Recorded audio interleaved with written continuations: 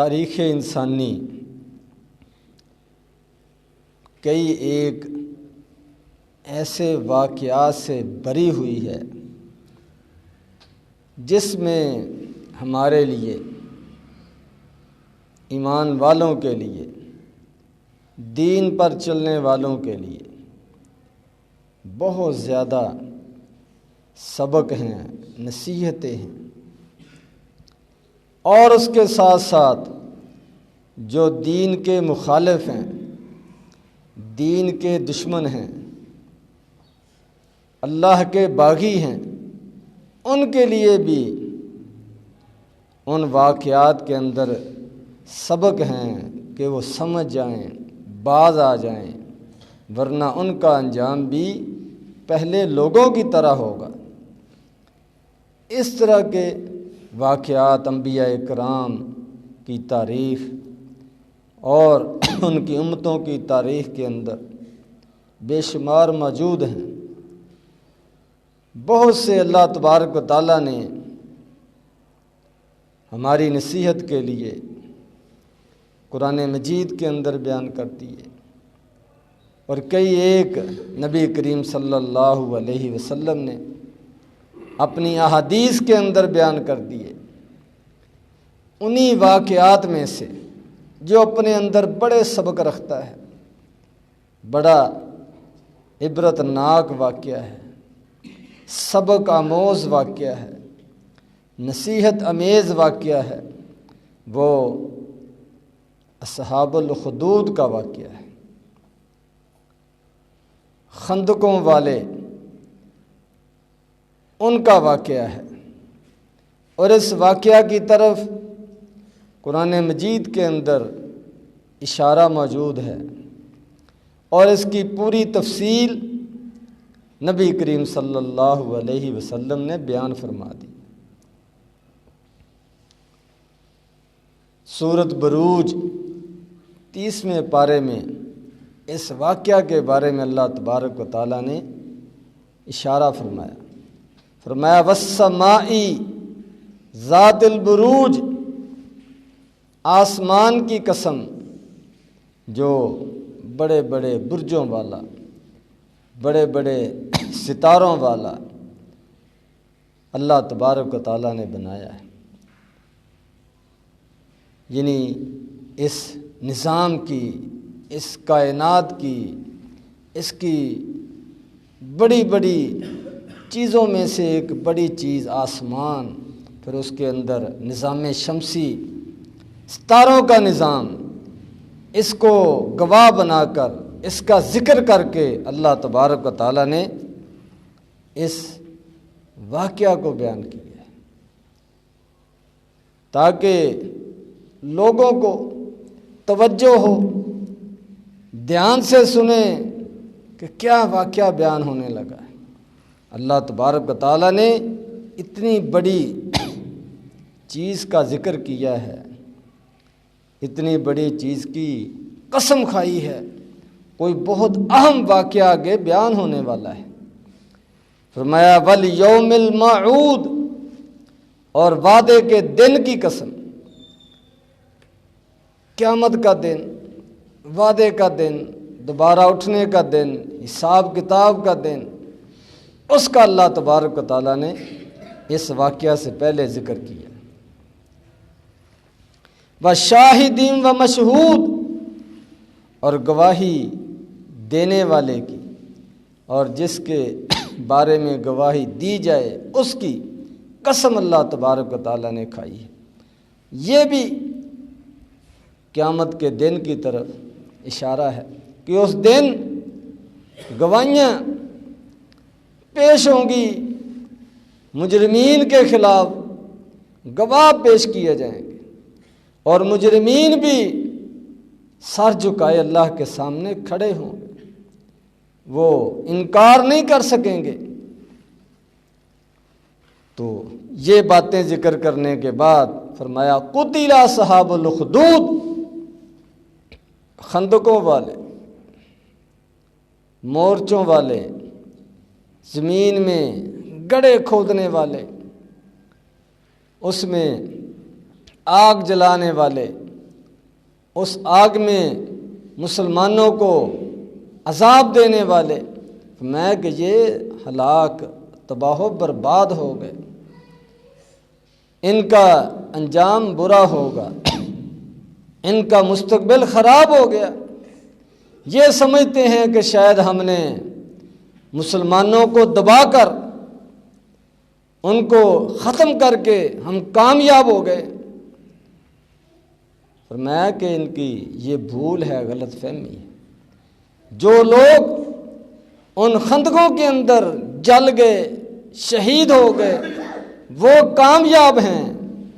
اور یہ جو ان کو جلانے والے ہیں یہ ناکام ہیں۔ قتل اصحاب الاخدود النار ذات الوقود، وہ خندقیں جو ایندھن والی، جلنے والی آگ تھی، اس میں آگ جلائی گئی تھی، بڑے بڑے گڑھے کھود کر، اذ ہم علیہا قعود، اور وہ ان کے آس پاس ارد گرد بیٹھے ہوئے تھے، اپنی نگرانی میں ان کو جلا رہے تھے،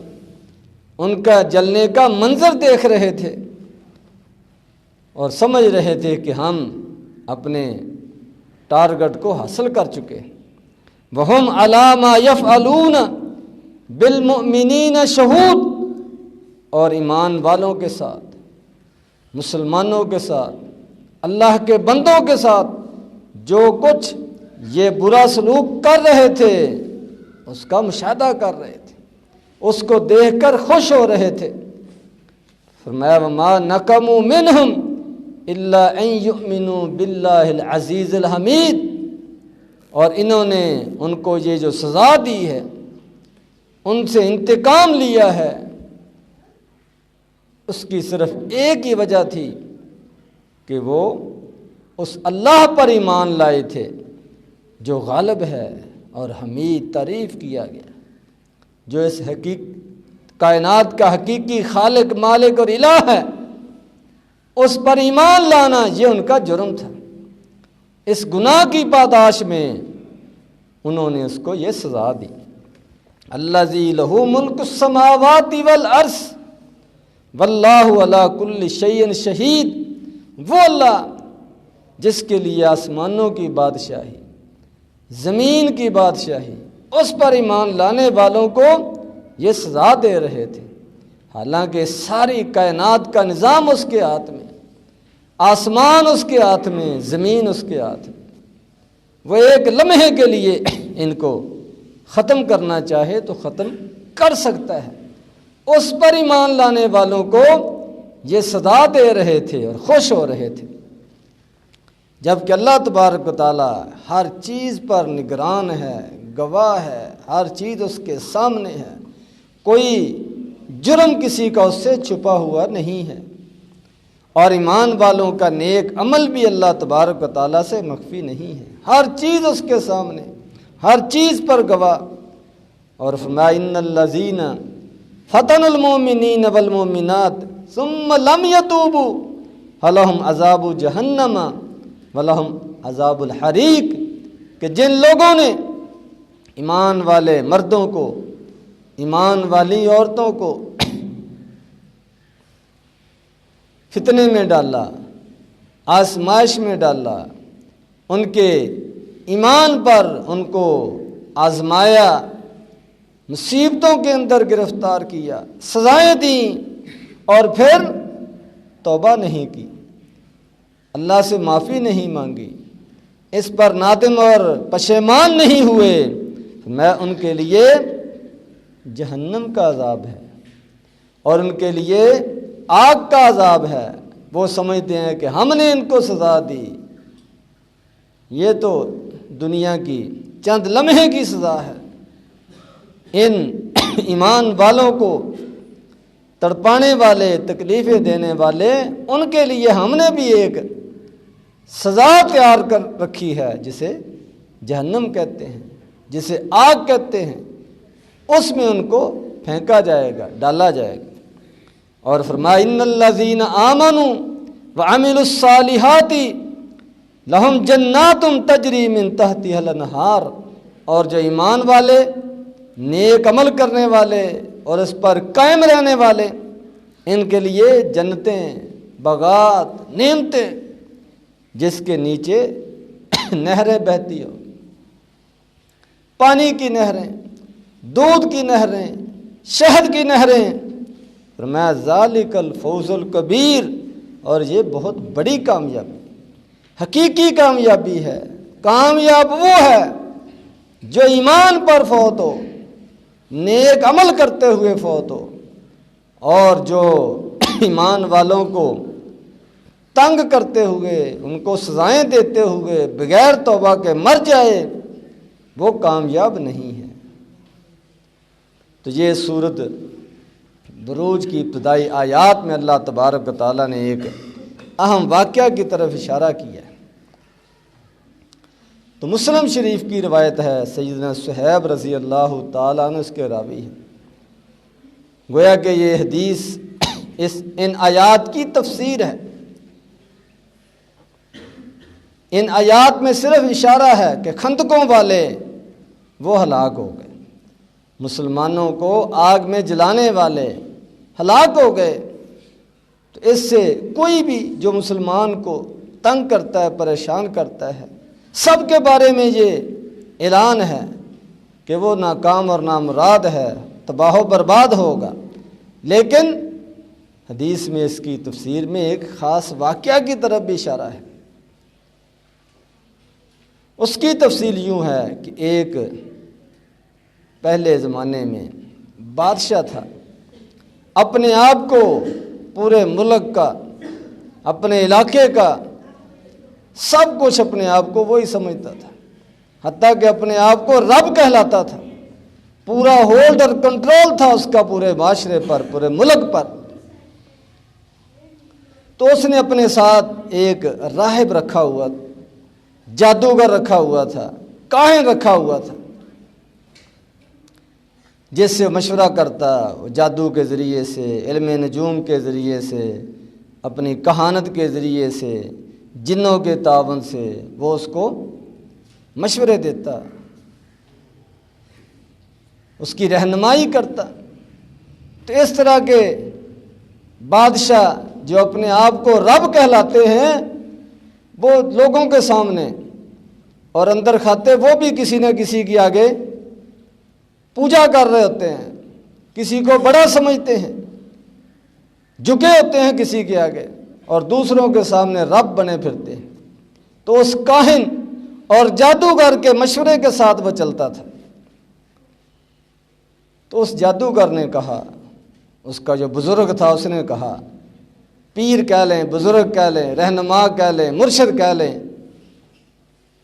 تو اس نے کہا کہ میں بوڑھا ہو گیا ہوں، کوئی نوجوان کو میرے حوالے کریں، میں اس کو یہ ساری تعلیم سکھاؤں، میرے بعد وہ آپ کے کام آیا کرے، میری جگہ وہ سنبھال لے، جانشین بنے میرا،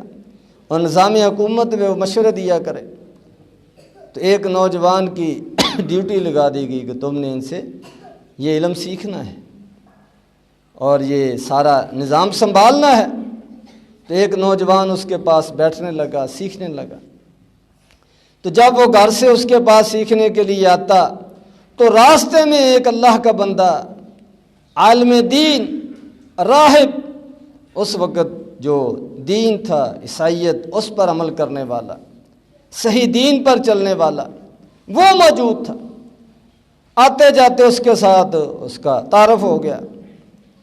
اس کے پاس بیٹھنا شروع ہو گیا، اس سے سیکھنے لگ گیا۔ تو اسی طرح جب گھر سے آتا تھوڑی دیر اس کے پاس بیٹھتا، اور جب اس جادوگر سے فارغ ہو کر واپس جاتا پھر تھوڑی دیر اس کے پاس بیٹھتا۔ تو دونوں، وہ وقت کے جو ایک بادشاہ کا جادوگر اور کاہن تھا، اور دوسرا وقت کا عالم دین تھا، دونوں کے پاس اس نے علم سیکھنا شروع کر دیا۔ اور جب وہ گھر سے آتا، راستے میں اس کے پاس بیٹھتا، پھر جادوگر کے پاس لیٹ پہنچتا، دیر ہو جاتی، تو اس کو صدا ملتی کہ تم دیر سے کیوں آئے؟ اور جب واپس گھر جاتا تو پھر وہ اس عالم دین کے پاس بیٹھتا، تو گھر جا کر اس کو سزا ملتی کہ تم لیٹ آئے ہو۔ چھٹی کا ٹائم تو یہ تھا، تم دیر سے آئے ہو۔ تو اس نے اس عالم دین سے یہ شکایت کی کہ میں آپ کے پاس بیٹھتا ہوں، دین کا علم سیکھتا ہوں، مسئلے مسائل سیکھتا ہوں، لیکن مجھے گھر سے بھی مار پڑتی ہے، استاد سے بھی مار پڑتی ہے، اس کا کوئی حل بتائیں۔ تو اس نے کہا کہہ دیا کرو کہ آج گھر سے دیر ہو گئی تھی اور آج چھٹی دیر سے ہوئی تھی، اس طریقے سے وقت گزارو۔ تو دین کی خاطر، ایمان کی خاطر انہوں نے اس کو یہ طریقہ سمجھایا۔ تو دونوں علاج کرتے کرتے ابھی اس کے لیے یہ فیصلہ کرنا مشکل تھا کہ میں کس طرف جاؤں، اس جادوگر کی طرف جاؤں یا اس عالم دین کی طرف جاؤں، کس کو اپناؤں۔ ایک دفعہ کیا ہوا کہ وہ راستے میں جا رہا ہے تو راستہ رکا ہوا ہے،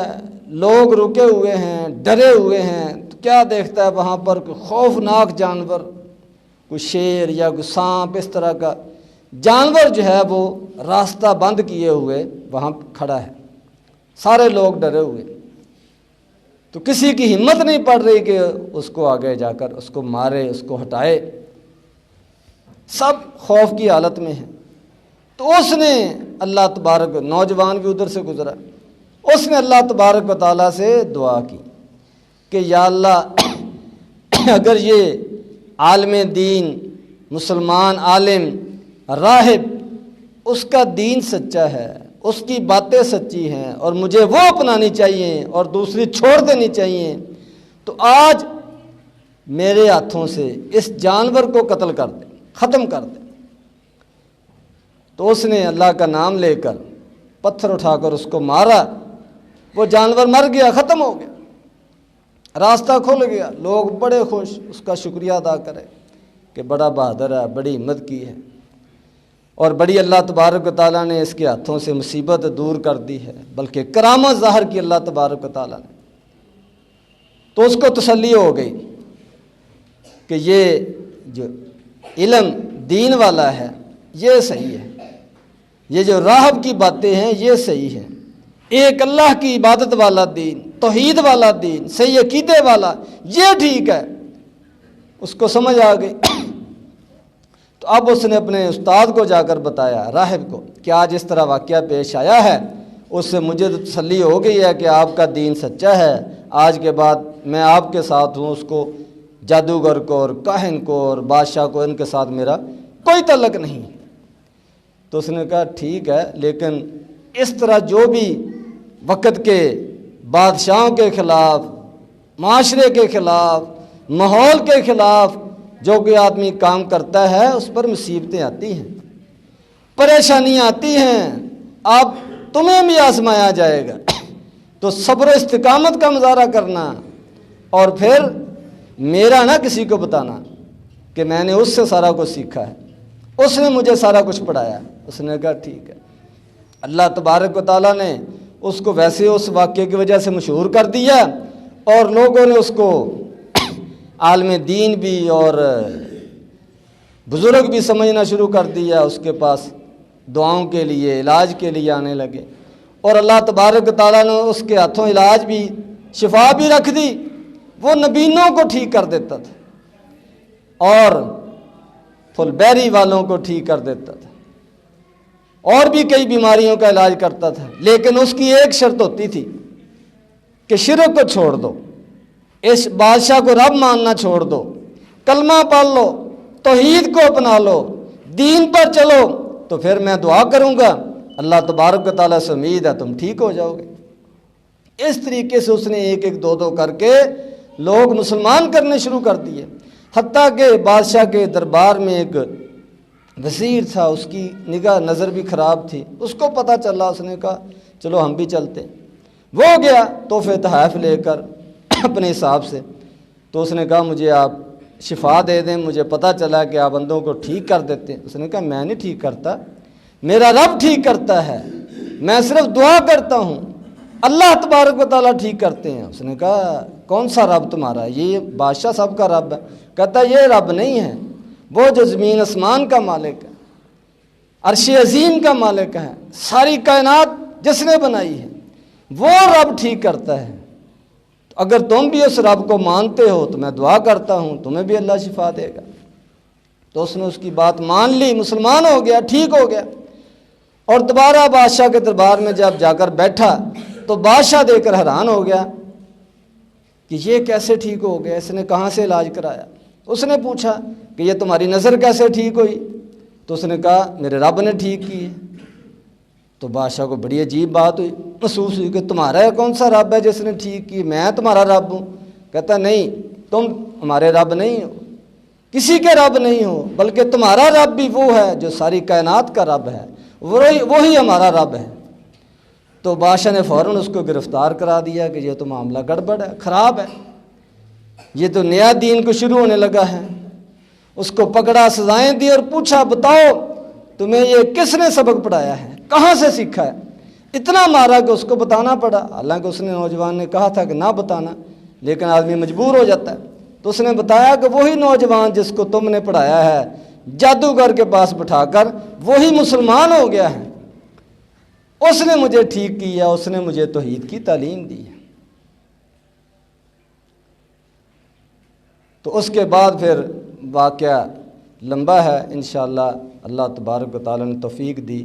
تو آئندہ جمعے اس کو مکمل کریں گے۔ تو اس واقعے کے اندر جو سیکھنے والا سبق ہے، سمجھنے والا سبق ہے، وہ یہ ہے کہ اللہ تبارک و تعالیٰ نے آسمانوں سے اپنے نبیوں کے ذریعے سے جو دین بھیجا ہے، اسلام بھیجا ہے، قرآن نازل کیا ہے، سچی تعلیمات دی ہیں، ان کے اندر کامیابی ہے، دنیا کی کامیابی بھی، آخرت کی کامیابی بھی۔ اور دین والوں کو، اسلام مسلمانوں کو جو لوگ مٹانے کی کوشش کرتے ہیں، بعض اوقات وقتی طور پر وہ کامیاب ہوتے نظر آتے ہیں، اور ہو بھی جائیں دنیا کے لحاظ سے تو آخرت میں وہ عذاب سے نہیں بچ سکتے۔ اس لیے آدمی کو استقامت کے ساتھ، مستقل مزاجی کے ساتھ، صبر کے ساتھ، تکلیفیں برداشت کرتے ہوئے دین پر، توحید پر، اسلام پر قائم رہنا چاہیے، اور اللہ تبارک و تعالیٰ سے دعا بھی کرنی چاہیے کہ اللہ تبارک و تعالیٰ اسی پر زندہ رکھے، اسی پر ہماری موت آئے۔ وآخر دعوانا